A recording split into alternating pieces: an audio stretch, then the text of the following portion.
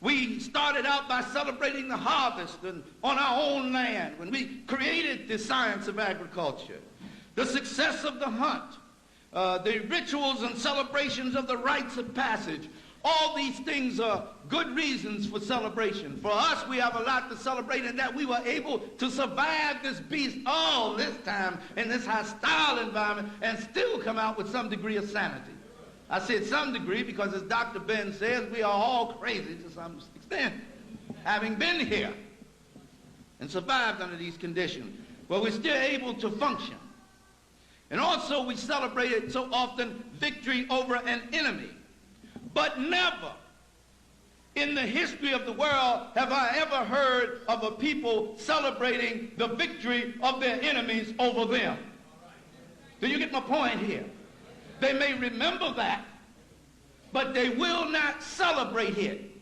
The only people I know now presently in the world is the Negro and other people who are mentally subjugated by white supremacist culture around the world that celebrate their enemies' defeat of them.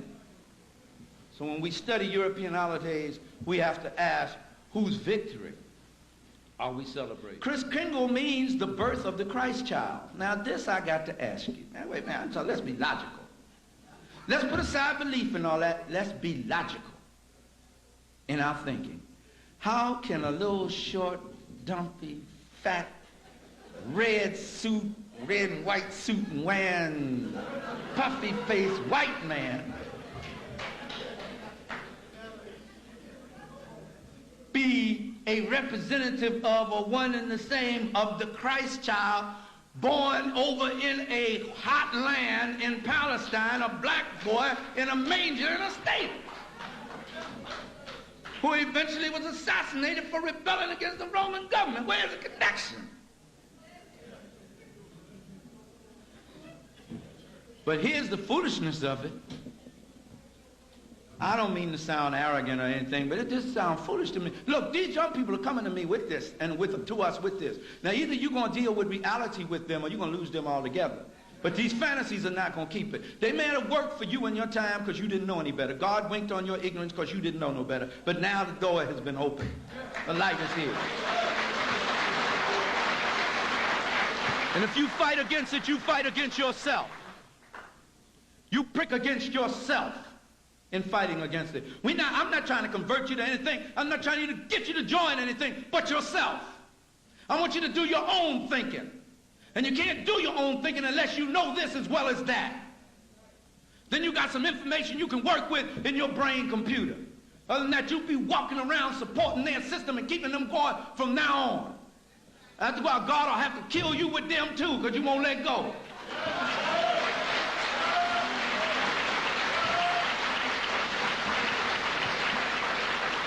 So he's going to get them. He and she going to get them. Ain't no doubt about that in my mind. I might not be allowed to see it, but they're going to get got. The law of karma is an immutable law. What goes around comes around. Never fails. All you got to do is study history and you will see that. Here's the thing that shows the insanity that we have come into since we've been captivated here. You work hard to get money, and you got to do it. You're compelled to do it. It's a sin against God if you don't do it. You offend the baby Jesus if you don't do it. Get this money. I got to get this white man this money.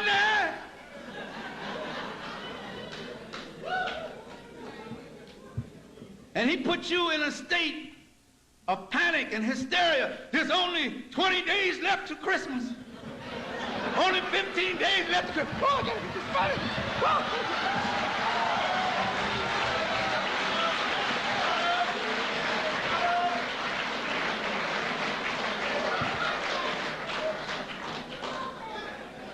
And he come at you through your babies. Because you know, black folks don't like to deny their babies nothing. It's hard to say no to your babies. And they lacking so much in the world today anyway, so you figure, at least I can give them this little bit of something. I know what you're thinking now. Let me ask you something new.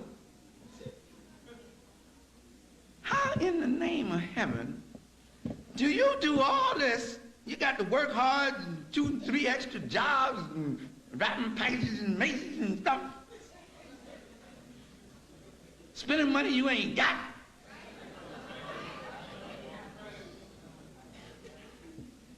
Wait till the babies go to sleep at night. And here you go with your fool self. Tip around.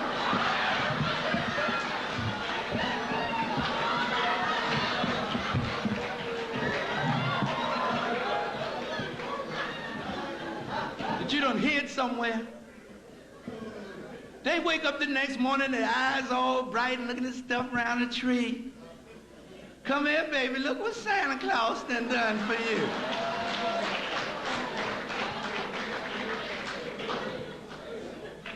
Now, you can do what you want. Ain't no way in the world I'm gonna work my butt off. Buy something for my children and tell them some white man did it.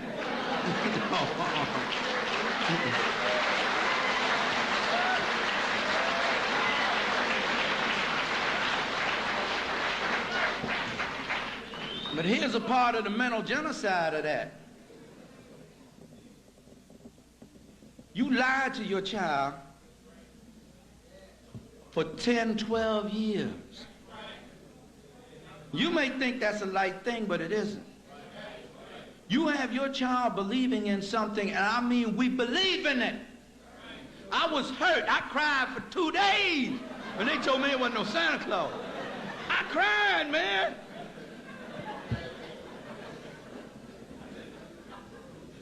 And I'm trying to figure out how can my mama, who's a beautiful woman, who loved me and worked hard, working in white folks' house, washing their clothes, and ironing their clothes, and rubbing their clothes and done, take care of me. How can she lie to me like that?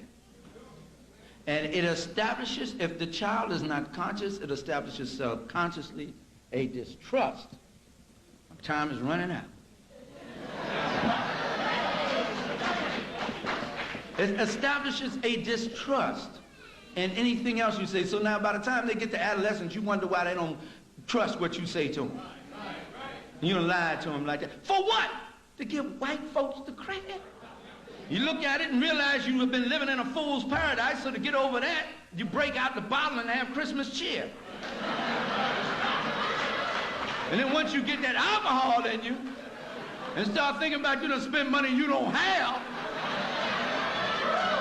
thinking about how you gonna get your rent paid next month or your mortgage paid or feed your babies in January, then you resort to the ritual of busting each other upside the head. I don't know about you, but when I was coming up, I couldn't figure out why on such a beautiful day, when I had all these toys and it was so lovely and Santa Claus and Jesus and everybody had come, and everybody was so happy, that a fight always broke out before the day was over. Now I know